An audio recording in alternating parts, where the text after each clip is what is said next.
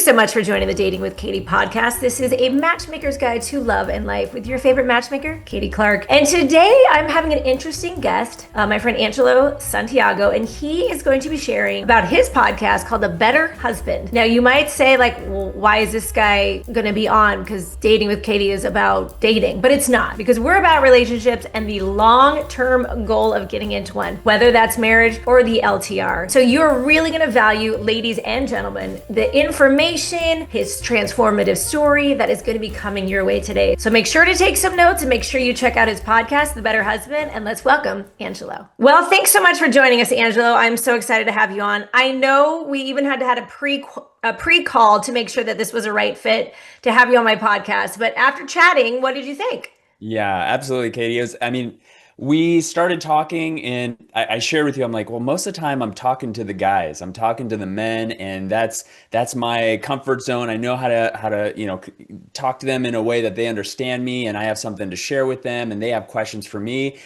And I realized that's only half of the equation, right? I'm only talking to one Right. person in the marriage, in the relationship, in the dating scene. And so, what would it be like for me to actually speak to not only what am I talking to these men about, but also what is it that the other half of the relationship wants to hear from me? And so, Right. yeah, I'm excited for this. I think we have a lot to touch on. And so, really looking forward to it. Thanks again for the invitation. Yeah, and they can check you out on the Better Husband podcast, right? That's right. Yeah. If Yeah. you're wherever you're listening to this podcast, or if you're on YouTube watching this, just look up Better Husband with Angelo Santiago, or you can go to my website, angelosantiago.com, and you can Love it. hear what are the things that I'm sharing.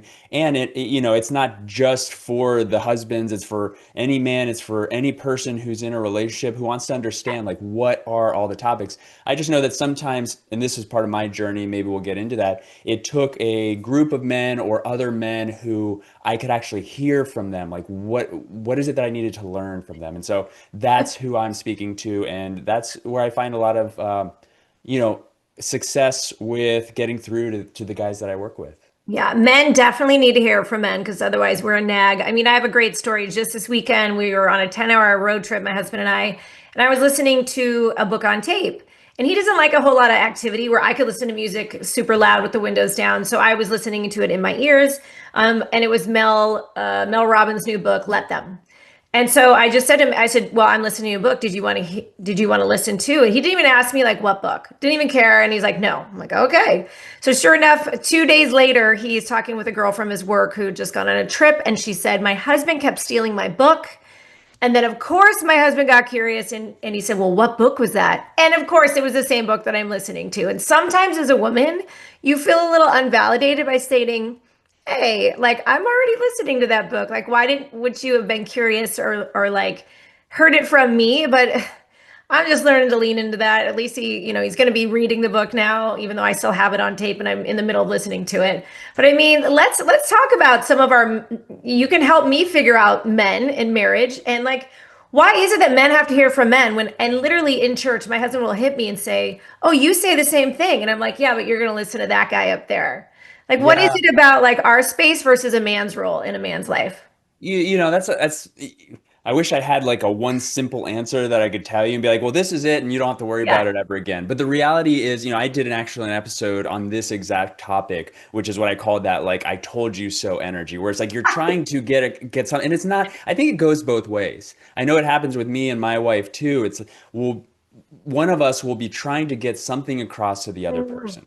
Maybe it's like a suggestion for a book to read or a podcast to listen to or a desire to buy something or go on a specific trip. And the other Yep. person will kind of brush it off. Like, oh, Yes. yeah, okay. No, we don't need that. No, that's too expensive. Why do we want to go there? Blah, blah. And then suddenly, yeah, a coworker or a friend, or they hear about something, or, Instagram shows them an ad for the very same thing, and they come up with it like it's like a fresh new idea. Yeah.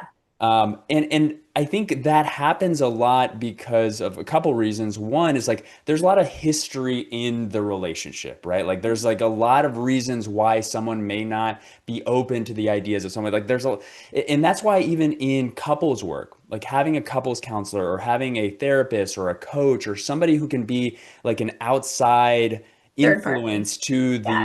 the ecosystem, it's there's less of that the weight of the past. There's Mm. less of the weight of the Right. conflict that never got resolved. There's less of the resentment, and you're able to negotiate hard things. You're able to talk about hard things together with that third person there. And so that's kind of how it happens. And so sometimes just having, whether it's a man who's a friend outside of the relationship or a coach, listen to his story. And even I have to do this a lot of times with my clients, and I had to be on the receiving end of this in my marriage at times too, is somebody to be like, call me out on my BS, right? Call me out Right. on where am I acting all high and mighty and where am I in the wrong? I don't I call that ego. So my answer to this would have been just ego. yeah, Your ego goes up and you want to take the credit, or you want to, like, you don't want to say, you know what, that was a really good idea. I think you said it once. Like, thanks for bringing that up. But wow, that's like, I feel like it's just ego. And I know this morning I was dealing with my ego. I was like, I want credit for this. I yeah, want credit for this. And that was my ego. But it was right. his ego not to ask me what book I was listening to. Like, I don't care what, like, ego is a real thing. And I'm like, I call it, I was just like butt hurt. Like, butt hurt is Mhm. the idea. Like, it's not a really deep thing, but it feels like a deep thing. A So hundred I percent. mean, so what I'm hearing you say though, real fast, is like third parties. You like the idea of bringing third parties in. Are you a proponent of therapy? Are you a proponent of coaching? Because they're a little bit different, I think. They What would are. you suggest? I'm a proponent of whatever gets through to the person, right? For me, I'll speak for myself. I went to therapy. I've worked with many therapists, and like I have a hard time in therapy. Mhm. Yet at the same time, I've been a part of a lot of men's groups, and for Okay. some reason, that's my space. That's how I Yeah. feel comfortable. I'm able to hear other people share. I'm able to share Yes. my part. Like the group setting for me is really valuable. I've also worked with one-on-one coaches as a client, and Yeah. now, of course, I have both led men's groups online and in person and at retreats, and also do one-on-one coaching myself. And so even with the guys who come to me and email me and like, hey, I'm having this issue and I'm thinking about going this way. It's like, I'm never like, yes, no, come work with me. I'm the guy who has your answers. I'm like, go find the thing that Yes. helps you. And so if Yeah. it's couples therapy, the couple together with a therapist or with a coach or with a counselor or a mediator, if that's the best thing, do it. If it's an individual thing in a group setting, do it. Like I'm just for doing something. And this is something we talked about in our first call. It's like, yes, men are doing the work. They're just trying to figure out what actually works for them because there's a lot of stigma around men asking for Mhm. help. There is. It's a whole different generation. I mean, my son's 24, had a job application that said must have a high EQ.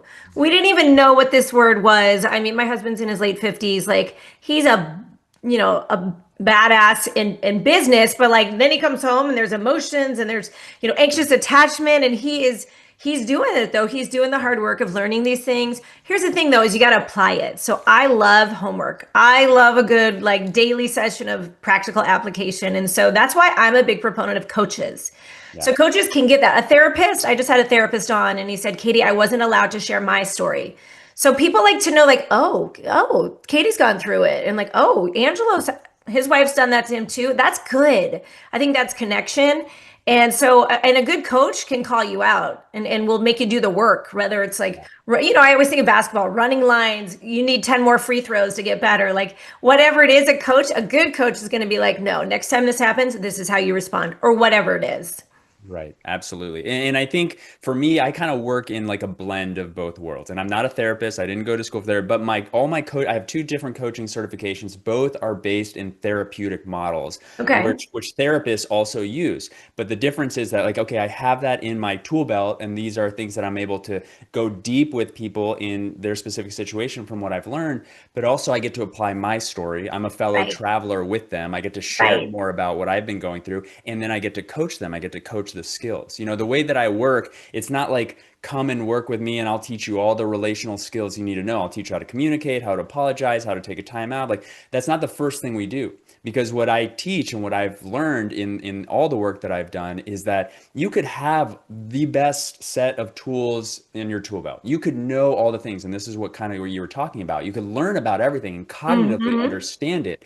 Right. But when my wife says something to me that she doesn't intend to like hurt me or anything, but I get triggered or I get activated or I get that whoosh, I get that like desire to either punch back or to hide or to do whatever. I'm in Yeah. this Or reactive withdraw. state. Withdraw happens a lot Withdraw. with Yeah. guys. There's no punching here. Just I'm No, gonna no, no, clarify not this. no There's no literal. punching.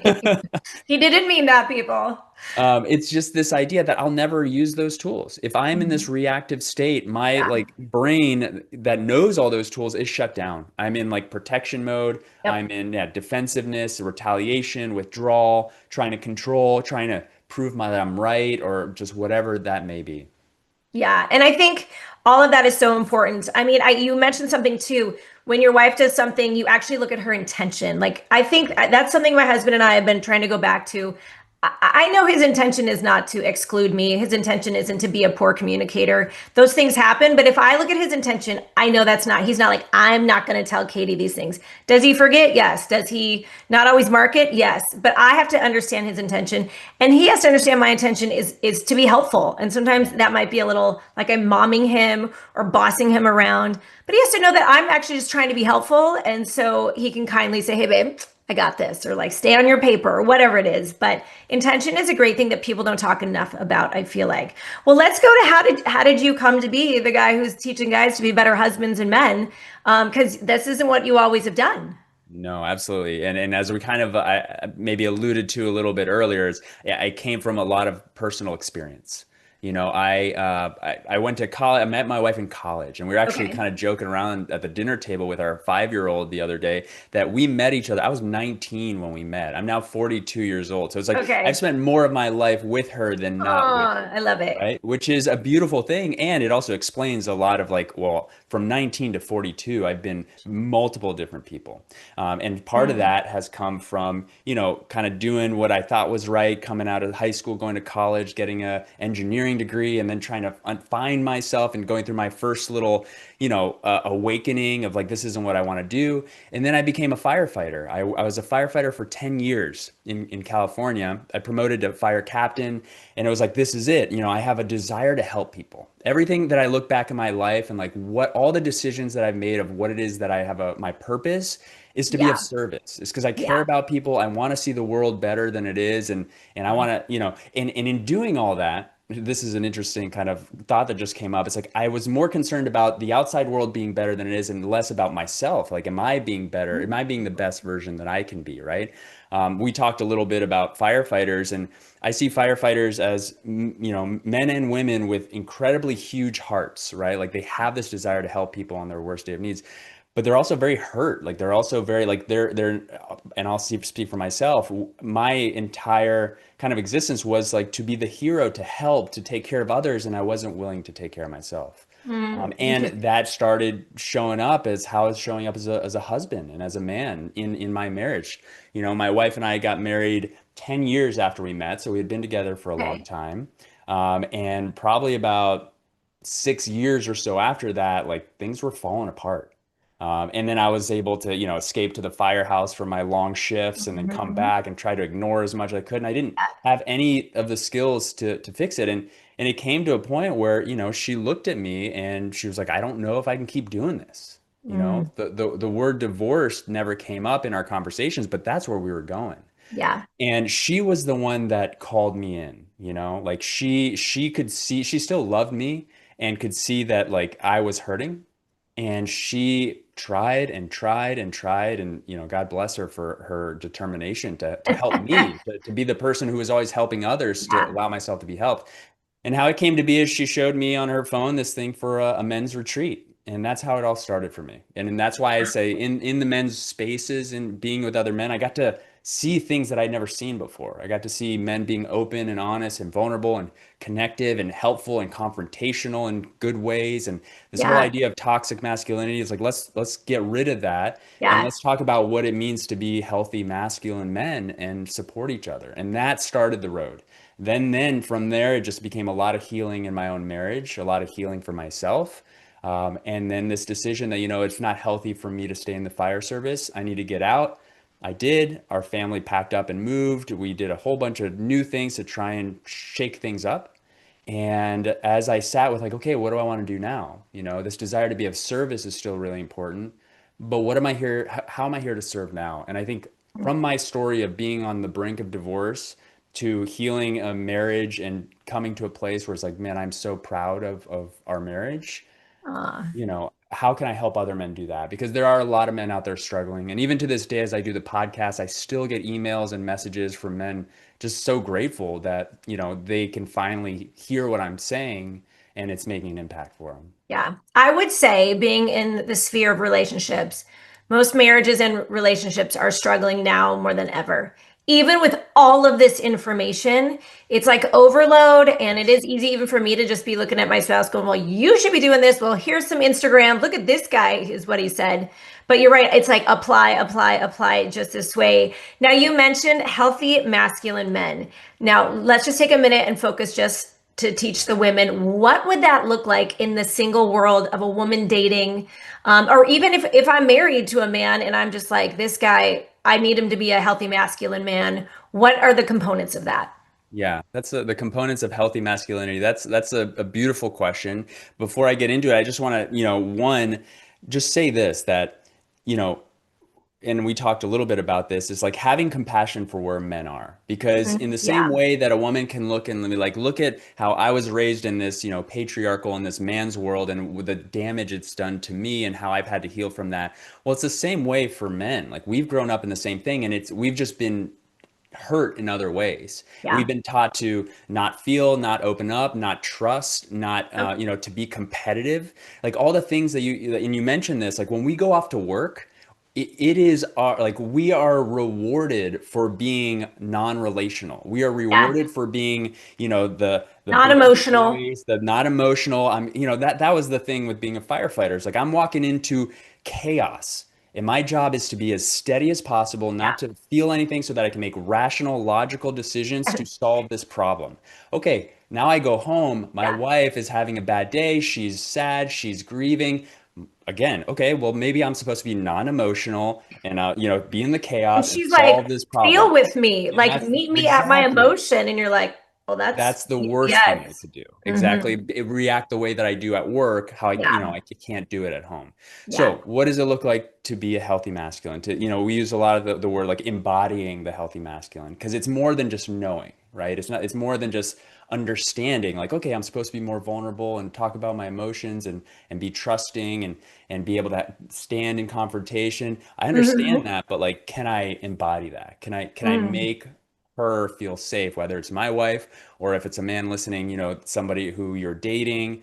And so to me, it comes with being able to stand in the moments of disharmony, being able to like be in that discomfort and not shut down, not fight back, not argue, really have some empathy for the person that they're listening to, be able to repair, right? Being able to talk Mhm. about, Huge. this is how I felt when this happened. Not like you made me feel this way, right? Yeah. It's like this is how I felt. To be able to like, feel that, I think having an ability to have spaces where they can go outside of their relationship to process some of this stuff, right? Like whether it is a therapist or a men's group or a coach, like I think that's healthy. Like being willing to take ownership of their part. I'm just kind of throwing everything out there. There's no specific We word. love it. But being able to take ownership. I teach. I have a course called Better Husband Academy, and the very first level of Better Husband Academy is ownership and integrity. And ownership is about being able to own your part. Like if your marriage is falling apart or the relationship isn't going well, can you look at your part in it and take ownership, full ownership? Not like, well, I did that because they did Right. this, right? Right. And then integrity is like, can you actually like speak to that? Can you actually um, share that like, hey, I acknowledge that I've been this way for this long and this is the pattern I've done. This is at the root of all this, right? Being able to look deeper as to like, why am I this way? So That's a tough one for men because I mean, it goes way back. yeah, And a lot of men in these older stages, most of my listeners are, 35 and up. These guys in these 50s and 60s or what, they're like, I don't remember anything from my childhood. I don't remember how my mom treated me. But yeah. that is key to understanding like the neural pathways that have created you to trauma responses that are just not helping your relationship now. It's huge. Yeah, absolutely. Yeah. And because it's not easy because again, we were raised as Yeah. young men, as boys to be like, hey, bottle all that up.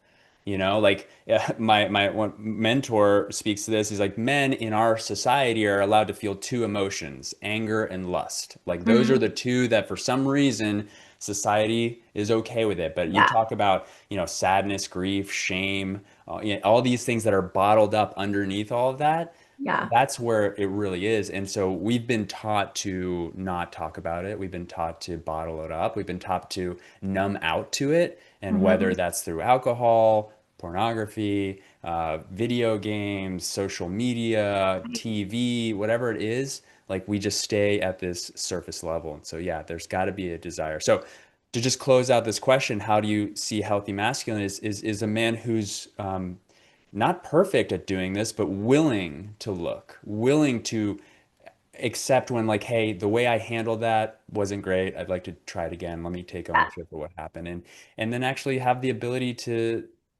see themselves that like they have a desire to do it a different way. Yeah. Our pastor always says, "Thank you for correcting me. You're making me a better man." And I think if you understand the intention of a woman, I always say this, I don't want my husband to change. I married him because I like his calm, peaceful. I'm the fun one. He's willing to come, but I need him to grow.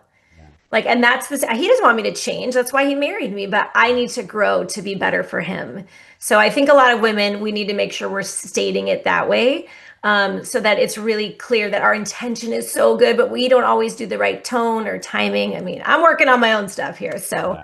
Well, we now, all, go yeah, we ahead. all working on it. And I'll just say one thing and then I'll let you ask the next question. But, it's like we're all bringing our own stuff into the relationship. You're bringing your stuff, he's bringing his stuff. And so even if you're working on your tone and you just say something slightly in a way that you think is great, but for I some know. reason I unconsciously know. it reminds him of a previous relationship, of a Yep. mother or a Yep. father, they'll respond in that way. They'll react, unconsciously in this way. So. Yeah. It's like, whoa, Tiger, what's that all about? Because the thing is never really the thing. It's always something deeper. Right, exactly. You There's know, and always a any root. addiction is like, what's the deeper issue? Even when my kids were little, whenever they cried, I had two questions for them. Are you injured? And if you're injured, show me where. And then they're like, no, I'm not injured. And then they're crying. And I'm like, what's the real reason why you're crying? I mean, I used to just bring this up so they could think like, am I crying because my sister pushed me, or am I crying because it makes me sad that my sister doesn't want to play with me? You know, like these concepts need to be brought in. And nowadays, with all this information, I think they are to kids. Okay, so a couple questions. I know you have this roadmap. I don't think you call it something different. It's just like a free download. I checked it out, and you have something where you're helping like conflict resolution. A lot of them are Gottman principles, which are just hands down phenomenal. My husband and I are in therapy right now, but we're doing it's like a structured Gottman therapy. So we're practicing the skills. I'm all about Yeah. skills. Like, let's practice. You know, I felt this when this happened. This is what I would need or what I would prefer. So I love that conflict and how to handle it with women. And then you also had three things, and I say it a little differently, but you said hand, hear, and hugged. And Yeah. so I always say, ask a woman, do you want to be helped, heard, or hugged? Okay. I love So that. on the same page here. So fill us in on like conflict resolution and how it really in a healthy relationship is played out.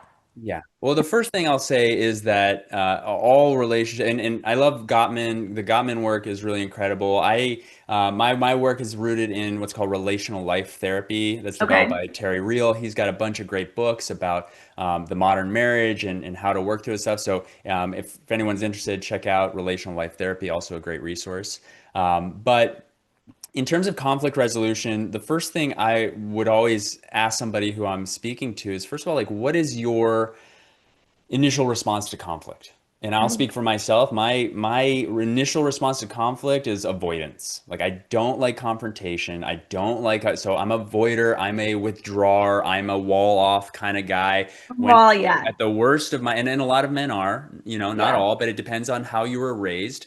Um, in my own marriage, when my wife would come to me and she's like, hey, I gotta talk to you about this, or like, hey, whatever. Even if she come in the most sweetest, non-aggressive way, I'm just like, I shut down. Oh, Exactly. okay. And so I had to learn to like, okay, how do I call it returning to the center of health. Being walled off is completely on one side of the spectrum. Being boundaryless, which is like attacking or being Yeah. verbally abusive or not respecting somebody else's boundaries on the other. So the role here is for all of us to, how do we come back to the center of health? And so to acknowledge like, okay, what is my response? And then in withdrawing, my prayer was like, well, I hope I never have any conflict in my marriage. And the reality is, all relationships go through the cycles of harmony, disharmony, and then repair. And repair brings you back to harmony. And so, okay, so knowing that, can I be in the disharmony? Kind of, I talked about this earlier. Can I be in the discomfort? Can I be in the conflict? And what it takes is one, for me to take a deep breath, not to be in that reactive state. You know, I call that in relational life therapy, we call that the adaptive child, which is like how I learned to adapt as a child from everything that was going on around me is how I'm responding in my marriage. Can I put that part behind me, right? And Right. show up as the wise adult, the part of me who you and I are speaking as, right? Like we're rational, we're slower, we're a little bit more malleable. It's not right and wrong or black and white. And then can I listen, right? Can I really listen to what this is about? And again, can I invite questions of curiosity into what's at the root Mhm. of this, like you just talked about with your Yeah. kids? Like instead of me trying to fix the problem, can I just be with it? Mhm. And so that's first, can I stand in conflict without reactivity? Right. And then if it's something that like something has hurt me and in the it's what I call the Better Husband Toolkit, which I think the download you're talking about on my Yeah. website, I talk about the feedback wheel. And this is a way to actually share with somebody in a way that hopefully they can hear what it is that I'm trying. Like instead of coming on the attack, right? Instead of waiting for me to feel pissed off and actually coming and being like, why did you do this way? I can't believe you did that. Da, da. Here's the four steps. And the first step is, and it's short. And this the beauty of it. It's not like we need an hour to unpack this. Four steps. First step, what happened? Like if a camera was recording, describe the events. Hey, I walked in the room. I said I needed to speak to you about something, and you said yeah, but you kept looking at your phone, right? That's it. It's just nothing else. No emotions, no the story, but that comes next.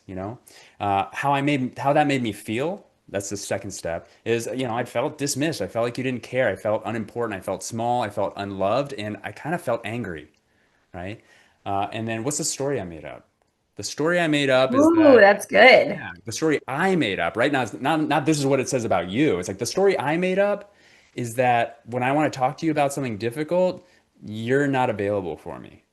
And then the Mhm. last step is like what I'd like, you know? Mhm. And a really key phrase that I like to and use, I encourage everyone to use this phrase is as a favor to me, right? It's like as a favor to me, would you be willing to? Because now you're asking for what you really need. And it's not Right. coming from like, hey, I want you to do this instead. It's like, I know you love me and like I'm hurting. You heard how I was hurting. Don't be dismissive of the story I made up. That's just what I'm living. Yeah. I know I'm not Yeah. saying Doesn't it's a mean it's story I true. made up. So as a favor to me, when I come to you and I say, "Hey, can we talk about something?" and if you're on your phone, either if you want to say yes, put down your phone so we can talk, or if you need 5 minutes, just let me know. It's like, absolutely, can I just finish this? I need 5 more minutes, Right. and then we sit and talk about it. And Yeah. that's how you can come to somebody as with the request as well as like what I felt, the story I made up, and then the final part of it, I know I said four steps, but the last one, it's not really a step, but it's something you have to acknowledge is letting go of outcome. Like you can acknowledge Mm. that I showed up in the best way possible, in the most relational way possible that I can. And whether that person gets reactive and responds from their adaptive child, their wounded, part of themselves and be like, well, why do you have to make this so hard? Like, why this isn't a big deal. I was just looking at my phone. I was going to be right. Right. Then you just have to not get pulled into the battle. Be like, hey, I did the best I could. It's a good day for me. It's a good day for our marriage or our relationship. And maybe it's a bad day for them. Yeah. But That's like the let them theory. Like I'm reading the middle. exactly. Let them and let me step back from that. But that's hard. I mean, that's so good in theory. Yes. But like I'm just gonna say it from a woman's perspective. Like I feel like I got another child. Yeah. Sometimes we feel like that as a favor to me, would you get off your phone? Like, isn't this common sense? Isn't this common courtesy? Why would you not give it to the wife that you chose? And we get a little flustered with Yep. this. How does he not know this? I read this the other day. Like, if he has to take out the trash, tell him he's such a hunk and he looks so hot when he takes out the trash. I'm thinking, what? The man should know to take out the trash. If he remembers to go to work every day and make millions of dollars, like the man should remember to take out the trash. Yeah. And there becomes a point of resentment, but also like, I don't have another child. He's another adult human being.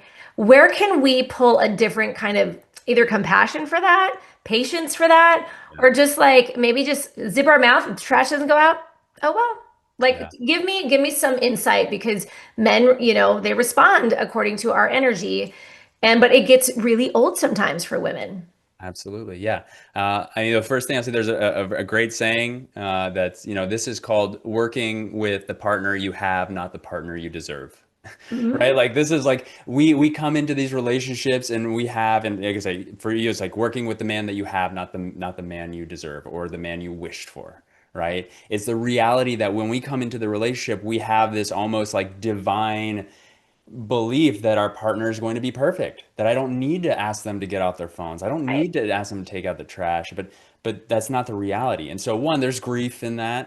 Realize that it's like this isn't what I had hoped for. But Right. then the question before, like, am I willing to lean into just having the conversations and asking for the thing, and actually not like having to ask every single week to take out the trash, but like really get a little bit curious. Hey, like how can I help you remember to take that Right. out the trash Set every a single week so set that a I don't have to weekly ask? reminder. Exactly. It's like, what can I do to help you give me what I want? But That's that's the other very thing. mothering. We feel like a mother who's having to like, or a secretary, and that is not the role that we want to feel. Although we want them to be successful. Yeah. And this is what's interesting. This is why there's so many single women these days Yeah. because they feel like they have this third child or they're going to have this guy who is what you said, it's a partner that you have, not what you deserve. And so all these women are, I'm a queen, I deserve. Yeah. And that is an attitude that comes out, but I see it in marriage like, bro, just take out the trash. It's your job. Yeah. And so I think that's the danger is that if I keep doing that, I feel like a nag.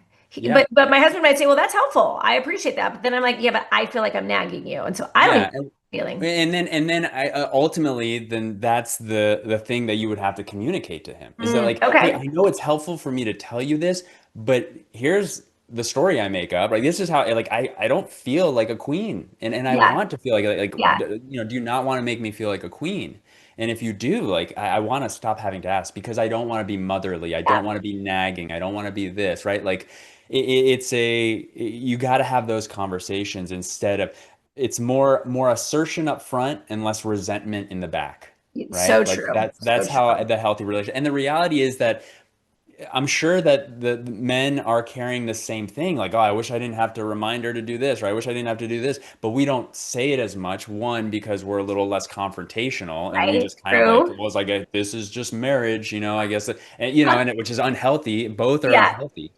So it is having the conversation of being honest, of like, hey, this is what it feels like to me when I have to remind you to take out the trash all the Yeah. time, and it I doesn't feel. love I love your line. This is the story that I feel. And just because Yeah, I feel it doesn't mean it's true. And sometimes I think he's yeah, horrified with the things that go on in my head. I think he's like, "Are you kidding?" yeah, But I love you. I'm like, "Yeah, but I don't feel like it because this is the story." And a lot of that's from past relationships, ex-husband, my parents. I mean, you bring up the idea that men were not told to have emotions. My father used to make me sing a song with him by Melissa Manchester. We'd put the record on, and the words are this: don't cry out loud, just keep it inside. Learn how to hide your feelings. yeah, And we used to sing it at like top of our lungs. And my dad used to say, I'm gonna give you something to cry about. Like that was not healthy. And so no, I'm a little tough sometimes, like a guy, because of it. I'm like, oh, yeah, vulnerable? I'm not gonna be vulnerable. Watch me now. So yeah. I think and that can kind of go both ways too. I'm highly competitive, Hmm. which brings out the masculine in me, which is so interesting. Now, what would you tell a man who has a strong, like a girlfriend like me? There's a lot of alpha females now. Yeah, for And, sure. he's getting frustrated with her alphaness because he's an alpha. How would you tell him to kind of move through that and help her to get into her feminine? Yeah, I mean that's a beautiful question, and I can relate so much because my wife is a total boss. I mean, Yes. she's run her own company for 10 years, and it's, a multi-million dollar code. Like she is totally bad, and she has a desire, like in her business as a CEO and as a leader, like she's in that, if you want to call that masculine role, Ah, that presence, but when she comes home, she doesn't want to be, and she actually right. wants my help to like ground her down and invite her back into her feminine.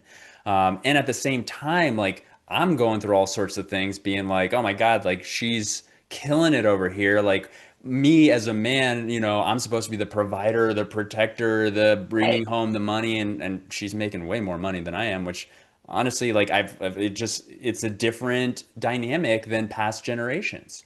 And It is.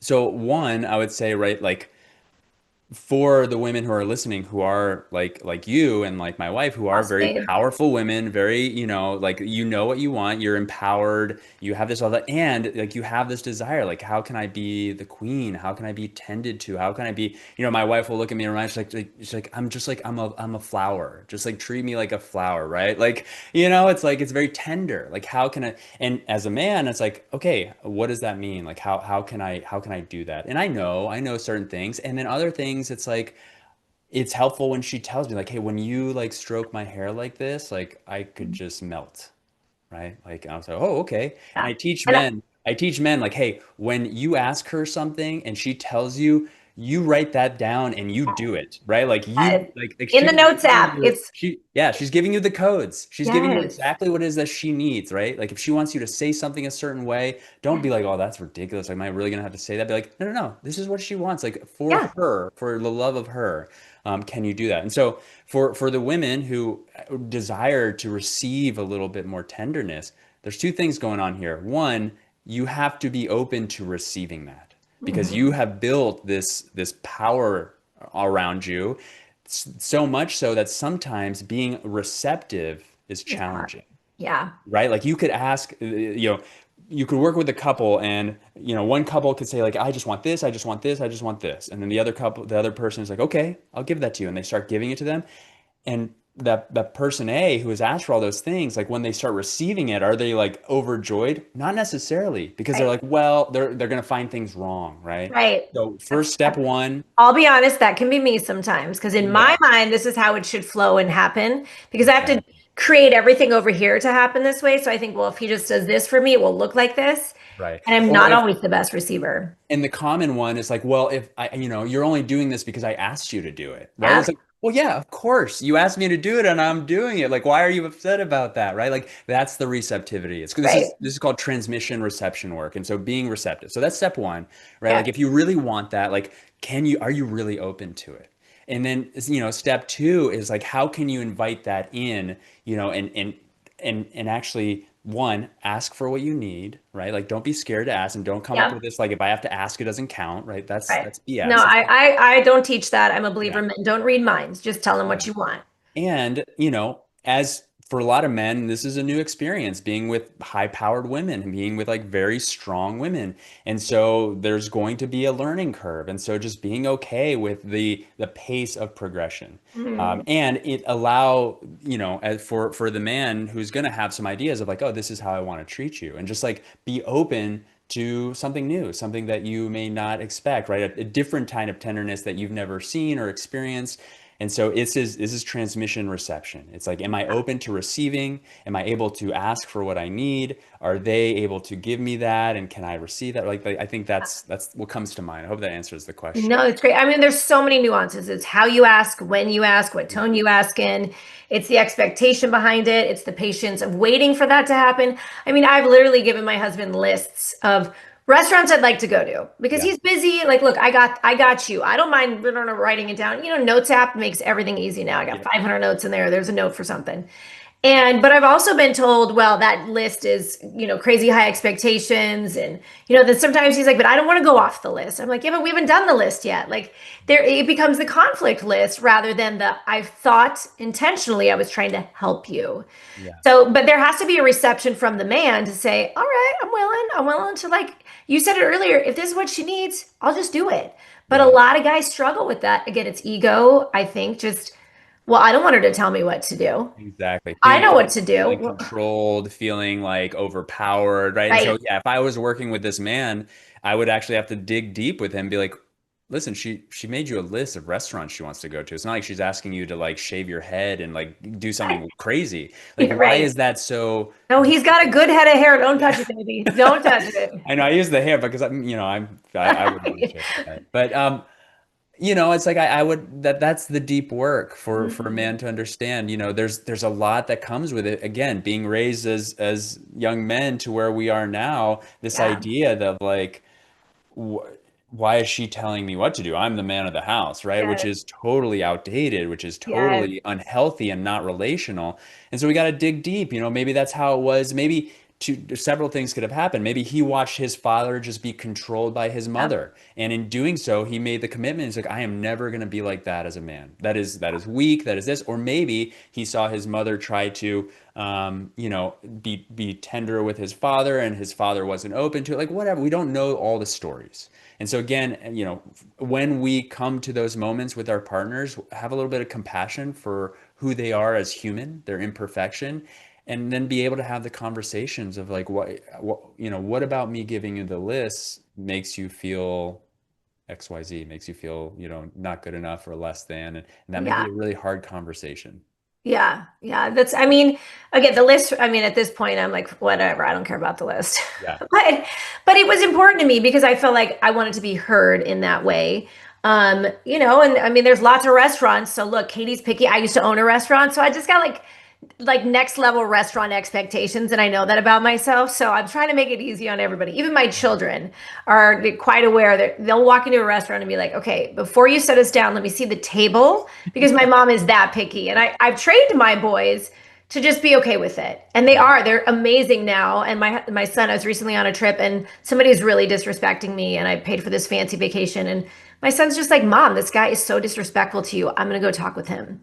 But yeah, he recognized that, like, for me, I'm ready to blow. I'm ready to Karen, but I can't as a woman. So it's so fabulous when a man will stand up for you and yeah, speak for you. My son the other day, my youngest, he was at dinner with, like, I don't know, 10, 20-year-olds, and the girl next to him got tacos. Like, all the other a bunch of other people got tacos too, but hers looked terrible comparatively to everybody else. And everyone's looking at her plate going, what happened to those tacos? But my son spoke up for her. yeah, And that's a really big thing. We women want you to be our heroes because obviously we can speak up for ourselves, but now we're Karens. I mean, and now that's a really hard space for us to be in. So how do we get our men to be more hero-like and kind of advocate for us? Kind of, and I hate to say this word because it sounds so bad, but we want to be spoiled. Like, yeah. what can we do as women to really bring that into our men? Yeah, no, that's a good question because it starts, looking at the lines of like the traditional masculinity, Right? right? There's certain aspects of it that we're like, no, no, no, we don't want to get close to that. And then there are certain aspects of it. It's like, oh, this is what it means to be, a strong masculine man who's also caring and tender and connected and open-hearted, right? Not this just like brick wall of like, oh, I'm going to protect and provide, and that's all I'm important for. Yeah. Um, so it's an invitation of it depends where your man is, right? Like if he's way far gone into this traditional masculine role, like your work there is going to be, like your previous question is like, how do I get him to be tender with me, make me feel more feminine? Like, what is it that I need? But then if he's gone too far the other side where it's like just Passive. wishy-washy, just no, Yeah. just passive, just not caring. So it depends on where they're at. Like how do you bring them? Again, I'll use this reference of like back to the center of health, like back to the Yeah. center of being. So, because if you want to be spoiled, it's like if you want that, then it's like, what's the I see it as kind of like intimacy, right? It's like how do I bring more intimacy into my relationship? How do I pull more intimacy out, whether it's emotional intimacy or physical or sexual or just Mhm. relational, intellectual intimacy? Like these are all, and even spiritual intimacy, like these are all ways of like getting the things that you want to build the relationship of your dreams. Right. And what I always encourage anyone to do is kind of look at those different domains and what does it mean? Because for you, being spoiled might mean something different to one of your listeners, Exactly. right? Like being spoiled to somebody might be like, take me out to fancy restaurant and buy me nice rings and clothes, and I want to feel like you're spending on me. For Yeah. others, being spoiled is like tenderness and touch and Yeah. hugs and kisses. And so what I would look at in a relationship is like, what is being spoiled, quote unquote, Yeah. spoiled mean to Define it. define it. What actions is it that when they do those things make you feel that?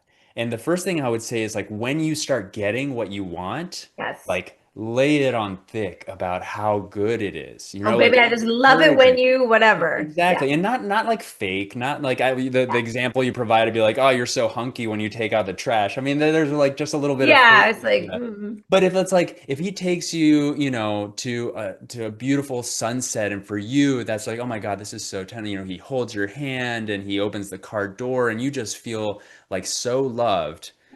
Make sure he knows that, mhm. make sure like he realizes like that was amazing. Like if you did that for me, once a week, like my heart would spill open, right? Yeah. Like, and I'm not talking about like transaction, like if you do that, then I'll do this for you. Although Yeah. that can be good in certain ways. Like it doesn't have to, I'm not about all about transactional, but it's like when you give me these things that I really want, when you make me feel spoiled, when you make me feel Mhm. like a queen or like a tender, Safe. feminine Yeah, woman, yeah. you know, I'm first let me know how good that was. And if another great phrase that you can use is like, what is it that he did that you want more of? Like this was great, and if you could give me more of this, it would be even better. Yeah. Right? Not like, hey, you didn't give me enough this. Because Yeah. then the guy starts getting self-conscious, like, oh, I screwed up again. I Right. tried to do something good, and Yeah. now she's complaining, which you're not. You're just trying to tell him what you like.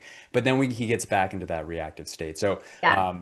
again, be willing to say the things that you like, encourage more encouragement. I'm always all about like, how can I help you give me more of what I want, Yeah. right? And what is it that I want? And for the men, I ask them a lot, like, what is it that you want out of this relationship? And it's That's hard for surprisingly them. hard for men It's to answer very that hard. question because we've been taught that we don't have needs, right? And Mhm. so it's like, even if you ask him, it's like, hey, I would love more of that. Like, what is it that I can do for you? He's like, no, I don't need anything. Don't worry about it, right? That's really hard. I mean, my husband would say one piece. He likes Yeah. peace. He doesn't want to fight. He wants the Yeah. house peaceful. And sometimes I'm like, oh no, we got to go somewhere. We got to figure this Right. out. Right. But Right. I get that too, because that's that companionship. I'm looking for connection. He just wants me in the room. I'm like, I'm looking to chat and connect. So I'm working through some of that, of my expectation of that. But here's what I hear a lot. And this is a hard one for women because we use the word love. Oh my gosh, I loved it when you did this. It's Yeah. just how girls communicate. But what men want is respect. And so, how do we really roll respect into our men? Like, I mean, I feel weird always being like, babe, I respect how hard you work. Babe, I respect that you did this. But that's kind of what they need to hear versus, I just love how you took me on a fabulous date. Yeah. Because I feel like I say that to my husband, but it doesn't hit. It's kind of over here, but I'm like, I want it to hit here. So how would you tell us ladies to incorporate respect to our men? Yeah, I think, that again, that's a really interesting question because for that's like a very traditional thing of like, man, it's like I want to be respected, right? Hmm. I want to, and I don't know, if I was talking to a man who would want that all the time, be like, hey, I want her to respect me. My first question is was like, well, what does it mean for her to respect you? Like, Yeah, what does that really mean? That's right. what I don't like in any sort of Ambiguous. exactly what I don't I'm like in like, what's any that sort of mean? relational conversation is just like broadly, I want Respect to me. feel more of this. And I'm like, Yeah. okay, well, how do you feel all of that? Yeah. Yeah. I think it's respect to me. It doesn't matter about if it's about a woman respecting a man respecting a man respecting another man. It's all about mutual respect, right? It's like full respect living, full relationality. Like, how do we treat each other in a Right. way that we would want to be treated, right? Like, Right. that's easy to remember. And at the same time have an understanding of how is it that he wants to be treated or how is it that I want to be treated, which may not be the same, right? Like how I want to be treated may not be the same for you. And so there needs to be a relational understanding of like, when I do this for you, you feel respected, you feel loved, you feel cared for, you feel, uh, you know, uh, I don't know, just like you're the most important thing to me. And when I start understanding that better, then we can move towards that. Yeah. And so I think for a The lot of center of men, healthy, the center of health, the the center of health. center of health, yeah, Yes, moving I towards love that. that. Yeah. It's a good goal. Like when things are going off, let's bring it back to the center of health. Like let's break the cycle, bring it back to the center of health. I'm learning. I love catchphrases. I love sound bites. So Yeah. these are definitely good. Okay, so quick question before we finish here. What is it that you have to offer to all the men? And it'd be great one day to do one for women, like how to be a better wife, or Yeah. speak to at what do men really want? Because you're getting the intel from these guys, and we're like, what? and they're not all good communicators. So we could use some of that intel on our side, or just how to be a better long-term girlfriend, how to be, the great woman. So what do you have to offer for the gentleman? And then where can people find you? Awesome. Well, thanks again for having me on here, Katie. It's been Absolutely. super fun and really great conversation. Before I get to the men, just because I know you have a lot of female listeners, what I would Yeah. want to offer them is if you have more questions for me or topics, like I've been thinking about how do I create a podcast episode for the women who are listening, the Yeah. wives or the girlfriends, what is it that they want to know? And so yes, I can talk to my wife and she can give me all sorts of idea, but the more I can kind of Yep. crowdsource the needs, the better it is. So feel free to go to my website, angelosantiago.com, and there's a message me at the bottom of that. You can send me a message, be like, what is it that you want to hear about? So that's for that. Yeah. If you have a man in your life, whether it's a husband, a boyfriend, a best friend that is going through, challenges in their relationship or in your relationship, and you just want to, the best thing I always say is like, don't send a guy to say, hey, I want you to go work with this guy. But it's like, hey, I listened to this podcast, even if it's this podcast that you and I are talking about, Yeah. like, would you mind listening to like what this guy had to say? I thought there was some really good stuff here for us. And then if so, you can also send him to my podcast, Better Husband with Angelo Santiago. Wherever you're listening to this one, you can find that one. And if he likes what I have to say, then I can start a conversation with him from there. And if he doesn't, then I can encourage him to go find the thing, like I said at the Yeah. beginning of the show, go find the thing that is most helpful for you and your relationship. Because we have a lot of relational skills to learn. We have a lot of things that can help us. We just have to find what it is for each individual person. Yeah. I So love it. again, the Better Husband podcast or angelosantiago.com is the best place to find me. Angela, you've been amazing. Thank you so much for joining A Matchmaker's Guide to Love and Life. And I hope I'm like you. I want people to do it better. Like we're just passionate about like game-changing marriages, game-changing relationships so that people are inspired. Our kids are inspired to follow that path. So thank you so much for your time. I know people are going to go check you out. And I will say this, your podcast is very clear, very concise. It's not like rabbit trails like when you're on Dating with Katy. But and it's so it's nice, and they're short Yeah, podcasts, so they're very specific to a topic. And I think for most men, that's a little bit more ingestible. So great job on 100%. that. And we'll Thank have you. to have you back. So thanks again for joining. I'd love to. Thank you so much, Katie. It's been a pleasure. Until next time.